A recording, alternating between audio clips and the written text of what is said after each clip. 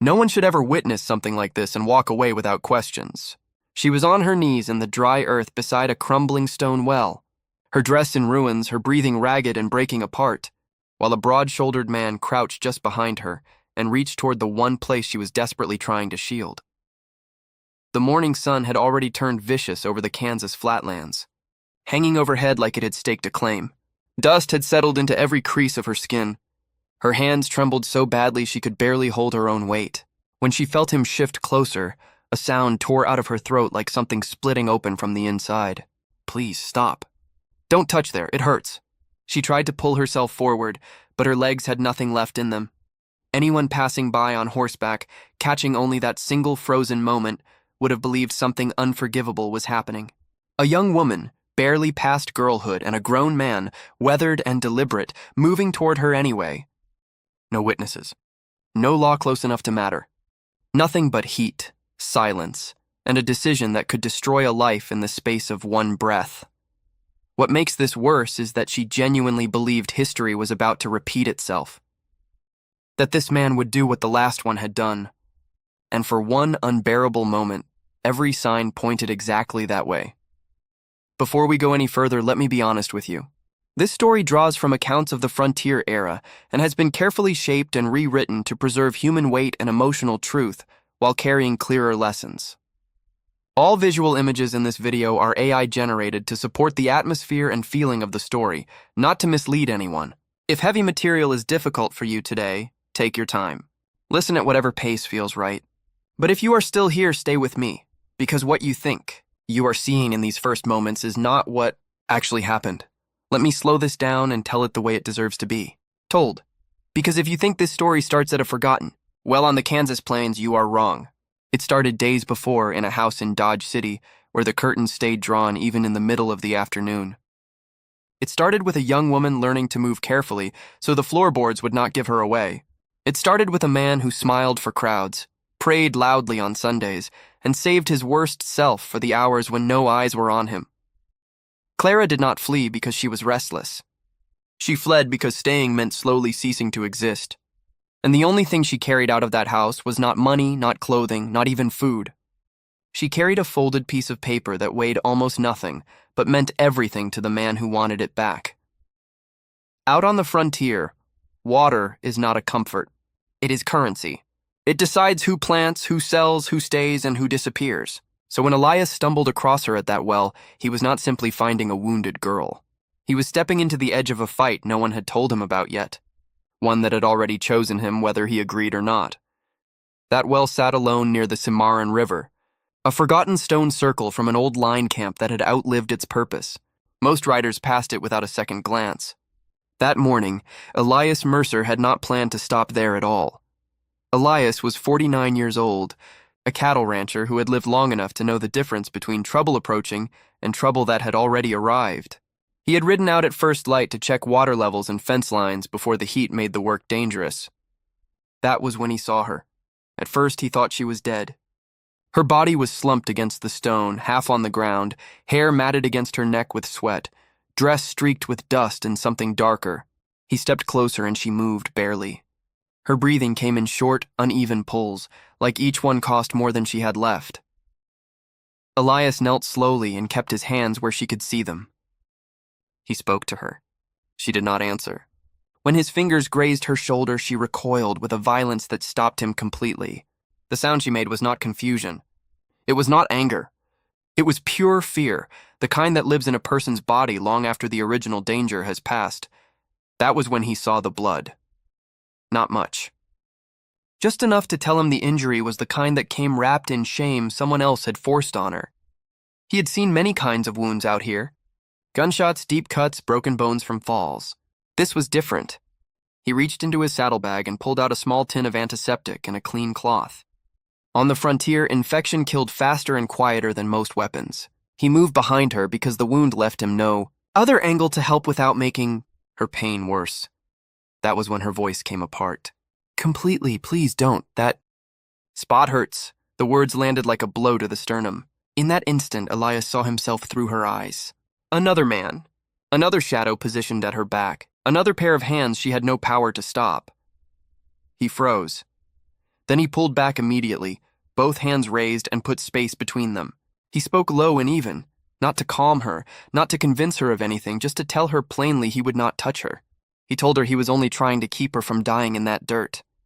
He set the cloth and the tin beside her trembling hand, then turned his face toward the open plains and told her how to use them herself if she was able.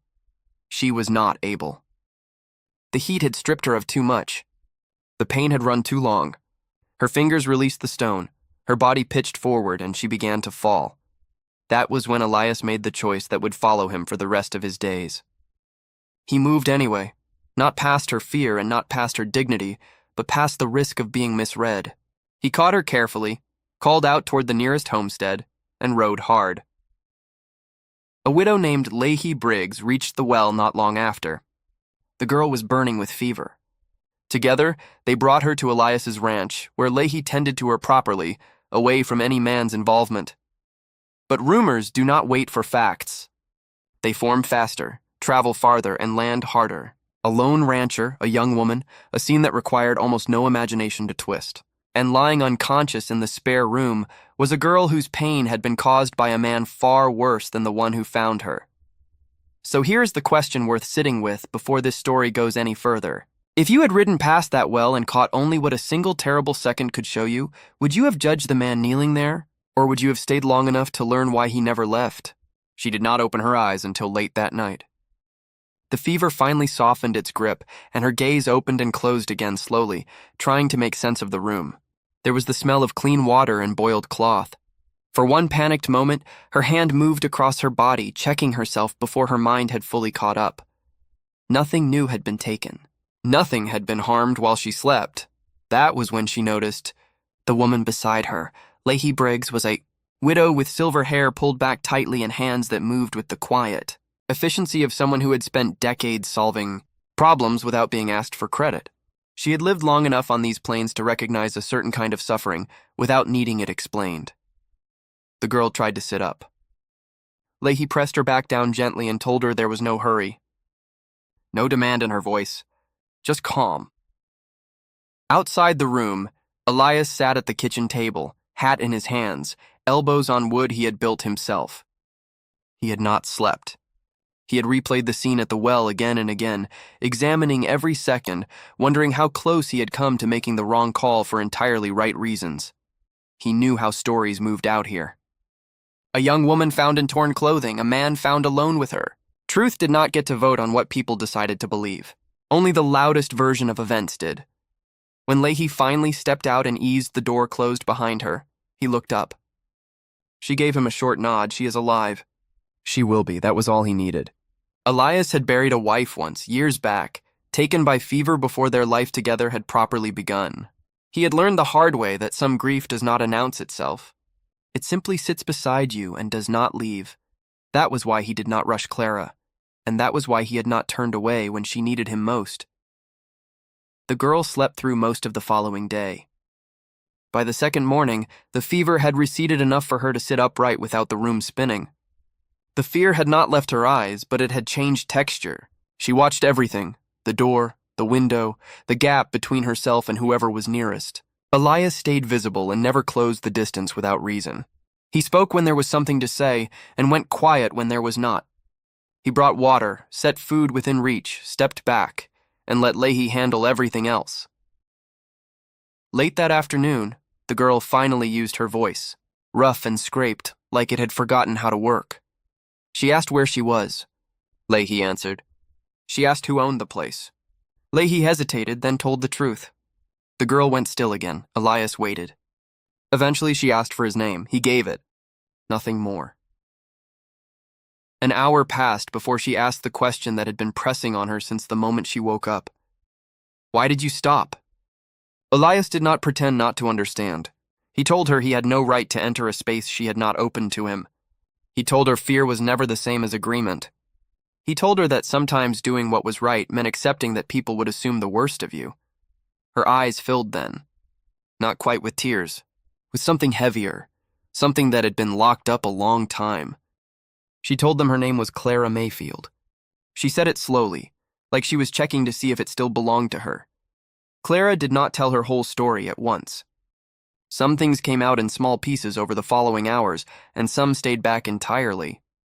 After her sister died of a summer illness, the house in Dodge City had gone quiet in a way that felt wrong. The kind of quiet that watches. The kind that closes in. The pain she carried had not come from a fall. It had come from being cornered, from being told no one would believe a girl who scrubbed floors in exchange for a roof over her head. Elias did not interrupt. He did not flinch. He did not offer grand promises. He simply listened.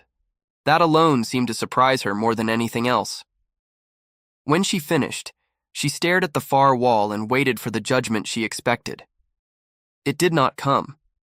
Instead, Elias asked one quiet question. "Who else knows?"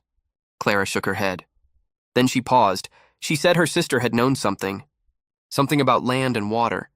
Before she died, her sister had hidden certain papers and warned Clara never to allow them to fall into the wrong hands.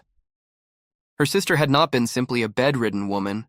She had quietly kept records when her husband filed a small land claim and had documented everything she observed about the water line, because out here, water was not just a resource, it was power over people.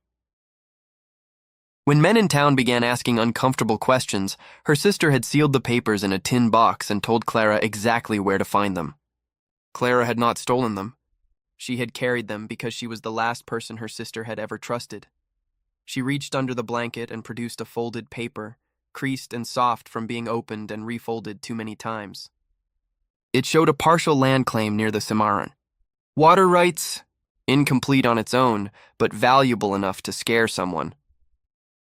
Elias felt the weight of it shift the air in the room. Outside, the afternoon wind carried a sound he did not like. Hoofbeats, not close yet, but deliberate. Back in Dodge City, Silas Crow stood in a doorway, face smooth, voice reasonable, speaking to anyone who would stop and listen. He said his sister-in-law had run off in her grief. He said a rancher might have taken advantage of her disorientation. He said he only wanted her brought home safely. Behind that measured voice was a different kind of urgency entirely. The papers were gone, and he already had a clear idea who might be holding them. That night, Elias did something he had not done in years. He locked his door, not from fear, from clarity. Clara lay awake in the dark and listened to the sounds of a place that was not reaching for her. She did not yet know whether she trusted Elias fully, but she understood one thing she had not felt in a long time. She was not alone in the night anymore. Morning came slow and dense, heat already pressing into the air before the sun had fully risen. Elias stood outside with a tin cup of coffee gone cold, listening to the land the way a man listens when he knows what is heading toward him, but not yet how fast. Clara had slept again. Poorly, but she had slept. That felt like something worth protecting.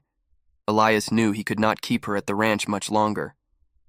A rancher sheltering a young woman was the sort of story that fed on itself in a town like Dodge City. Too many eyes, too many people willing to trade truth for a more satisfying version. By mid-morning, he had decided. They would ride into town, not to hide, not to run, but to place her in front of someone with a badge and the spine to use it honestly. He told Leahy his plan. She did not push back. She only told him to choose his door carefully.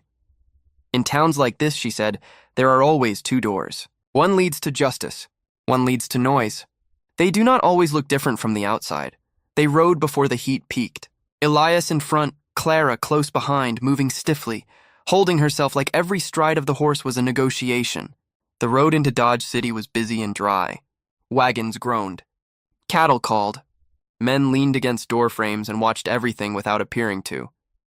Clara felt the weight of those stares before she could see the faces. She pulled her hat brim lower and tried to make herself part of the dust. Elias slowed just enough to stay between her and the street. The town had already been prepared for them. Silas had arrived first, planting his version of events in the fertile ground of boredom and suspicion. And Dodge City was the kind of place where a well-told lie could take root overnight. At the city marshal's office, Elias dismounted and helped Clara down with minimal contact. He knocked, waited. The marshal was not in. A deputy stood in his place, younger than he should have been for that responsibility. with restless hands and eyes that moved between Elias and Clara in a way that made the math clear. Elias stated their purpose plainly. The deputy listened with half his attention, wearing a smile that had nothing warm in it. Elias understood too late that this man was not processing what he heard. He was calculating how to profit from it. The deputy leaned toward Clara with a question she was not prepared for, moving too close as he did. Her breath shortened. Her hands began to shake in the exact way they had at the well. Elias stepped between them. Not with aggression. With simple immovability, the deputy's tone shifted. He said Silas Crow's name like it settled something. He said Silas had already come by. Said he was deeply worried. Said his sister-in-law had been confused and frightened, and that a certain rancher may have taken advantage of that fragile state. The deputy looked at Elias like the verdict had already been written. Clara felt the ground tilt under her. No one will listen. The words her captor had said to her over and over, echoing now in an office that was supposed to be safe. Elias read her face. He did not argue, did not raise his voice. He moved Clara back outside before the story could set any further. They stepped into the street and walked directly into two men who had been waiting for them. Hands like quarry stone, eyes pointed somewhere past human consideration. The first hit came fast and without warning, a fist into Elias's ribs that drove the air clean out of him. He stumbled but found his footing. The second man went for his collar. The fight was graceless and close, all elbows and boot heels and choking dust. Elias did not fight like a young man. He fought like a man who had survived long enough to know that staying upright mattered more than looking capable. He drove one attacker backward into a water trough. The second one came back harder. Something cracked along Elias's side, hot and sharp. But he stayed standing. A shout cut through the crowd noise. The two men stepped back and dissolved into the street like they had never existed. No one intervened. No one moved to stop them leaving. Clara was pressed against a wall, chest heaving. Elias wiped blood from the corner of his mouth, straightened his hat, and moved them both off the main street without looking back. They found a narrow gap behind a feed store, where the town noise thinned to something bearable. Clara's legs gave out. She dropped against the wall. Elias crouched a few steps away and gave her the distance she needed. Neither of them spoke for a stretch. Then Clara said quietly, "He's not after me. He's after what I'm carrying." Elias nodded slowly. She drew the paper from inside her coat, hands unsteady. The same document she had shown him the night before, worn thin at the folds. He studied it again. Not enough on its own to build a solid case, but more than enough to make a desperate man dangerous. They could not remain in Dodge City. As they prepared to leave, Clara heard a voice she recognized before she found the face. Silas Crow stood at the far end of the street, relaxed and unhurried, speaking to a cluster of men. His eyes found hers across the distance. He smiled the way a man smiles when he believes the outcome has already been arranged. That was when Clara understood fully. This was never only about what he had done to her in private. This was about land, water rights, railroad money, and control over all of it. And he had no intention of letting her walk away with the evidence.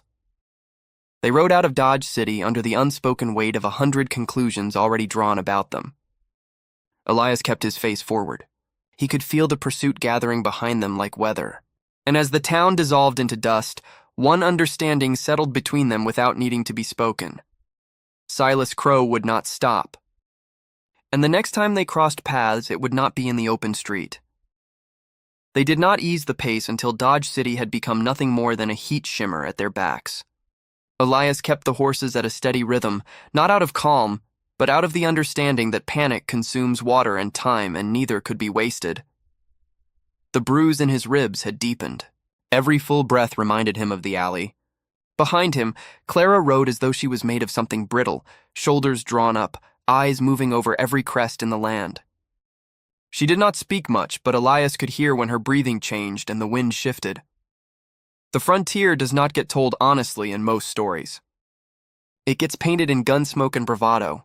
The real version is mostly this: thirst, heat, exhaustion, and the slow arithmetic of how far a horse can be pushed before it fails you. Elias watched the ground for tracks the way some men watch a card table. He saw nothing yet, but he knew patience was not on their side. Silas had resources. Resources buy loyalty, or at least the convincing imitation of it. And that deputy had looked at Clara the way men look at something they consider temporarily misplaced. The land spread wide and merciless as they turned south toward the Cimarron, flat enough that hiding was a concept rather than a possibility. Elias had worked cattle across these exact miles years back, when his knees were more reliable and his sense of his own luck was considerably higher. They stopped at midday only long enough to water the horses at a shallow river bend. Elias checked his ribs in the shade of a low cottonwood, while Clara rested and stared at nothing in particular. The pain was precise and unwelcome, but manageable. There was something almost useful about pain you could locate and measure. It was the other kind, the kind that had no fixed address, that was harder to survive. They pushed on before anyone could follow their tracks to that stopping point. By late afternoon, the land broke into low, uneven hills, and they found an abandoned line camp near the Santa Fe Trail, a sagging shed, a wind-bleached corral, and no sign of recent human presence. Elias decided to stop there for the night, not because it was secure, because it was forgotten, and forgotten places are sometimes the safest ones. Clara sat on a wooden crate and stared at the ground while Elias tended to the horses. She had gone quiet since the street in Dodge City. The smile Silas had given her across that distance had burrowed into her, and she could not seem to shake it loose. When Elias came back and handed her a tin cup of water, she took it. Then she looked up at him and said there was something she had not told him yet. Her sister had not trusted the papers alone. She had divided the information deliberately. The second piece was not at the ranch, not on Clara's person. It was somewhere else along the old trail, hidden where someone without the right knowledge would never think to look. Elias let the silence settle before responding. This changed the shape of everything. One document made Silas nervous. 2 complete documents made him cornered. And a cornered man with money and already purchased loyalty was a different kind of threat entirely. Silas did not want that water for irrigation. He wanted it because larger operations and railroad interests were already circling the Cimarron region. Control the water line and you controlled the land around it. You could squeeze neighboring ranchers, sell access at whatever price you named, and turn quiet geography into generational wealth. That kind of ambition did not leave loose ends alive. Night descended slowly and stayed too quiet. Not the comfortable quiet of emptiness, but the taut quiet of something listening. There had been talk along the Cimarron for weeks before any of this started. Small ranches roughed up or run off, cattle gone missing with no explanation given, a few men found face down in the sand with no one volunteering to know the reason. That kind of atmosphere does not confine itself locally for long. Eventually it reaches the ears of men whose job is to notice it. Elias built a fire small enough to cook by but not large enough to carry on the wind. They ate without conversation. Crickets held the floor. The horses shifted and sighed. Somewhere in the dark distance, a coyote called and received no answer. Clara broke the silence finally. She asked him why he had stayed, why he had not left her at the edge of town and continued on with his own life. Elias looked at the fire for a long moment. He said some obligations did not arrive with names attached. He said certain lines, once you chose not to cross them, defined the kind of man you were going to be for the rest of your years. She nodded. She did not ask for more than that. Elias slept poorly. He woke at every unfamiliar sound. At dawn he saw it. Tracks in the soft earth nearby. Too many, too deliberate to be accidental. Someone had passed through during the hours they had slept. Not close enough to have seen them. Close enough to know they were in the area. They packed without discussion and rode at first light. The Cimarron ran low and pale, its banks cracked from the dry season. They followed it west, staying inside the brush where the cover allowed. By mid-morning, they heard it beneath the ambient sounds of wind and water. Hoofbeats, distant but rhythmic. Not cattle. Men moving with a purpose that had a destination. Elias did not panic. He did what he had always done when the pressure increased. He thought, outrunning a group on tired horses was not a calculation that worked in their favor. Turning back meant riding toward Dodge City and everything that waited there. So he turned off the river and moved them toward higher ground where the terrain would narrow the options for anyone following. The riders held back, watching, waiting for the right moment. Clara felt the pressure building in her lungs. She asked if they were going to get through this. Elias waited before answering. He said they were going to do everything they could. By afternoon, the land had climbed into broken, rocky hills. They came upon the remains of an old station house, collapsed on one side, the wood gone gray and rough as old skin. Elias dismounted and searched the interior carefully. Behind a loose section of flooring, he found it. A small metal box, sealed with age and intention. Inside were papers more complete than anything Clara had been carrying. Names written with care. Dates that aligned. Water rights clearly and legally delineated. Her sister's name at the bottom, penned with deliberate precision by someone who had understood exactly what she was leaving behind. Clara sat down hard on the floor when she saw it. Elias folded the papers slowly and placed them inside his coat. Now they had something real. Now they had enough to bring a proper hearing.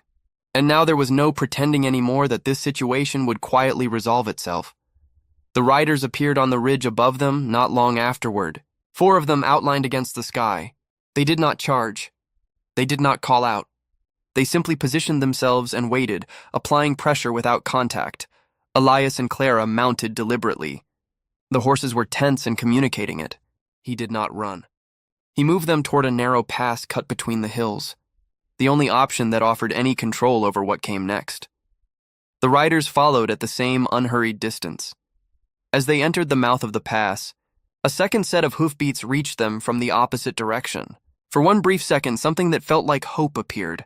Then Elias saw who it was, the deputy from Dodge City, the same man with the too easy smile. He tipped his hat when he spotted them and said their names with the comfortable ease of someone who already knows how a story ends. The trap had closed. Riders pressing from behind, law corrupted in front. The pass left no room to turn. Clara's grip tightened on the reins.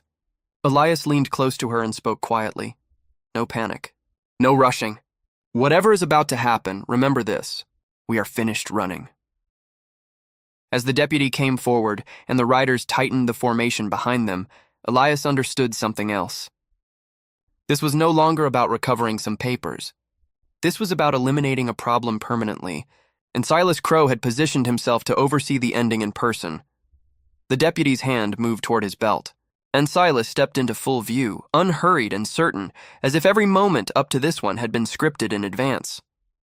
When Silas Crow stepped forward completely, time did not so much slow as sharpen.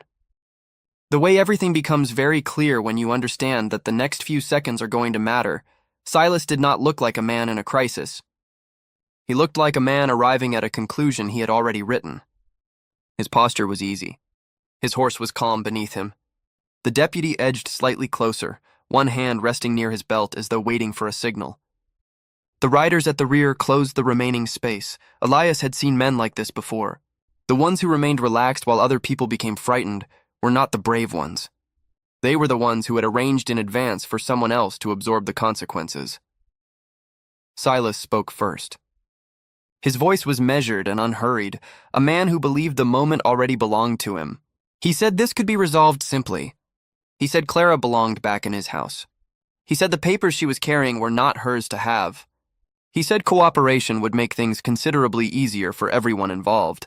Elias listened to all of it. He was not listening for an argument.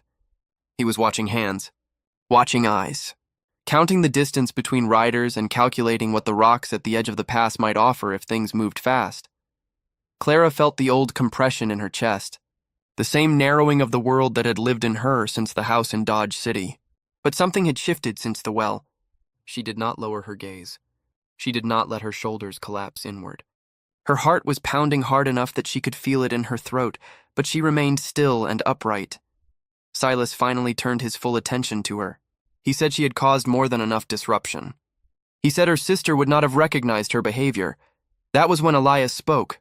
Once, plainly. He said the papers were legal documents. He said they belonged to Clara by right of inheritance. He said there were people who had already seen them. Silas produced a thin smile. He said witnesses had a way of becoming unavailable over time. The deputy shifted his weight. That was the opening Elias had been tracking. He drew the folded papers from inside his coat and raised them in the open air. Names, dates, water rights outlined in clear language, readable in the full light of day. Then he said one word. Railroad. The riders stiffened. Even Silas's smile lost a degree of certainty. Men who will dismiss cruelty and overlook suffering will stop for money without being asked twice. Those papers threatened interests larger than one corrupt man's ambitions, and everyone present understood that immediately. The deputy reached for Elias. That was when Clara did something no one in that pass had anticipated. She spoke. Her voice started unsteadily. Then it found its footing and kept going. She did not speak in generalities. She used his name. She stated the place. She described what had been done to her in that house with the curtains drawn and what she had been told would happen if she ever spoke about it. She said it without decoration and without apology. The air in the pass changed weight. One of the riders on the ridge looked away from the scene. Another adjusted his seat in the saddle as if suddenly uncomfortable with the ground beneath him. Silas snapped at the deputy to cut her off. Too sharply, too fast, and the deputy hesitated. Just for a breath. But that breath was all that was needed. Elias moved. The fight that followed was not clean or brief or dramatic in the way stories often describe. It was shoulder into ribs, boots scrambling on loose rock, a fist that missed by inches, a man who hit the ground and stayed there. Dust rose up. Horses screamed and pulled at their leads. Elias took a hit to his already damaged side that nearly dropped him to the earth, but he stayed up through simple refusal, because he had decided falling was not what happened next. Clara moved backward toward the rock wall, holding the papers flat against her chest with both arms. Silas shouted for order. Nobody was listening to him. And then a horse came in fast and hard from the upper ridge, not part of Silas's plan, not part of anyone's calculation. A United States Marshal had been working the Cimarron region for weeks, gathering accounts of intimidation, missing men, and land fraud. A rider pushing a horse past its limits had reached him in time. He took in the full scene without blinking. The deputy on the ground, the scattered riders, a young woman clutching documents against the rock face, a man bleeding from his side but standing in front of her. Silas began talking immediately. Too much, too quickly. A misunderstanding, he said. The rancher was dangerous. The girl had not been stable since her sister passed. His voice had lost its earlier ease. It was working too hard now. The marshal did not stop him. He walked to Clara and extended his hand.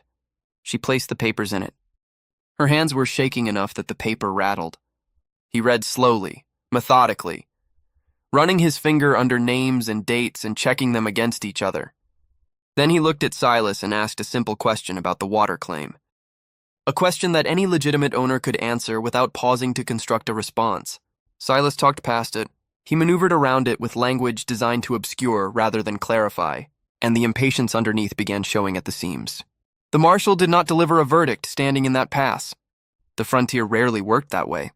What he did was tell Silas to dismount and come in for formal questioning, because the documents provided sufficient grounds to initiate a proper hearing, and that hearing was going to bring considerable attention to Dodge City. Silas did not move. The riders behind him considered their options for a moment. Then one turned his horse and walked it away. Then another, and another, until Silas was sitting in that pass entirely alone. The marshal placed a firm hand on his arm. Silas pulled back once. That was all the space he got. Iron cuffs closed around a man who had spent years believing that power made consequence optional. The deputy was disarmed. The remaining riders disappeared back into the hills with the speed of men who had abruptly remembered prior commitments. When the last sound of hooves faded, Elias leaned against the rock and allowed himself to breathe. The pain arrived all at once, as pain tends to do when there is finally permission to feel it. Clara stood nearby, shaking from exhaustion and relief and something she did not yet have a name for. The marshal told them plainly that this was not finished. There would be formal questioning. There would be a town that had protected certain interests for a long time and would resist accountability. There would be people who chose never to fully believe her, no matter what the documents said. But the documents were real, and the truth had been spoken in the open, in front of witnesses, where it could not simply be pushed back into silence. The sun was lower now. The dust in the pass was beginning to settle. As it did, both Elias and Clara understood the same thing simultaneously. The worst was not entirely behind them. Justice on the frontier was slow and partial, and sometimes arrived at the wrong address. But something irreversible had happened. The truth had been said out loud, and that could not be taken back. The pass settled into the kind of quiet that comes after something is finally broken rather than before. Not peaceful, relieved. Elias rested against a rock and watched the light move across the hills. Clara stood a short distance away, holding the papers that had nearly been the death of both of them, looking at them the way a person looks at evidence that they survived something most people never see clearly. The marshal told them what came next would not be simple or swift. Land disputes and water rights hearings moved at their own stubborn pace. There would be men in Dodge City who would circle their wagons around old loyalties and comfortable stories. Clara would face disbelief from people who had already decided. The truth would have to be told multiple times in multiple rooms before it began to accumulate the weight it deserved. But the point was not speed. The point was that something had been said aloud and documented in the presence of federal authority. It could no longer be managed in private. They rode back to the ranch without ceremony. No sense of triumph? No speeches? Just two worn-out people moving forward because forward was the only direction still available to them. The ranch felt different to Clara at first. Too exposed. Too quiet in the wrong way. But over time, the quiet changed its nature. It stopped feeling like something waiting to grab her and started feeling like something that simply existed without agenda. Days passed, then weeks. Clara healed unevenly, the way real healing works, with setbacks and stubborn knots that loosened slowly rather than snapping free all at once. The part that takes the longest is never the part anyone can see. It is the tightening of the shoulders when someone appears behind you. The way the throat closes around words that ought to come easily. The long process of separating present safety from past danger when the body has been trained not to trust the difference. Elias never pushed at any of that. He did not fill the available silence with reassurance or expectation. He fixed fence lines. He checked on the cattle. He left food where she could reach it and stepped back. When she wanted to talk, he listened without commentary or suggestions. Nothing more and nothing less than what the moment actually required. One evening, Clara walked out to the old stone well. The same one where the story had started, though the air around it felt different now. She lowered the bucket herself. Her hands were steady. Her breathing was even. Elias watched from a distance that said present, not hovering. That mattered. Because genuine care does not announce itself through closeness. It announces itself through the kind of distance that says you are safe enough that I do not need to stand over you. In time, Clara chose to remain. Not from obligation. Not from having nowhere else to go. She stayed because she had finally been given enough safety to make a genuine choice, and the choice she made was to build something in a place that had never once demanded she make herself smaller to fit inside it. What grew between them was quiet and deliberate, and earned over a long stretch of ordinary days.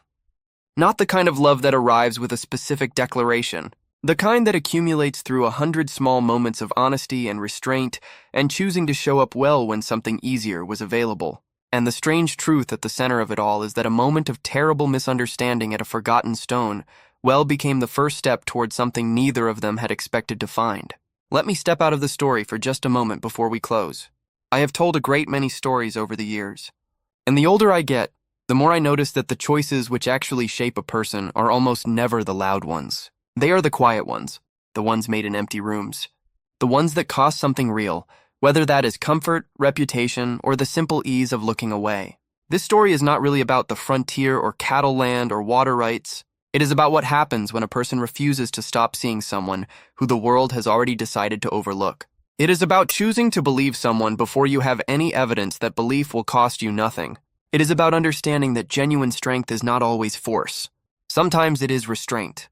Sometimes it is turning your face away so someone else can tend to their own wound. Sometimes it is staying when leaving would be much simpler.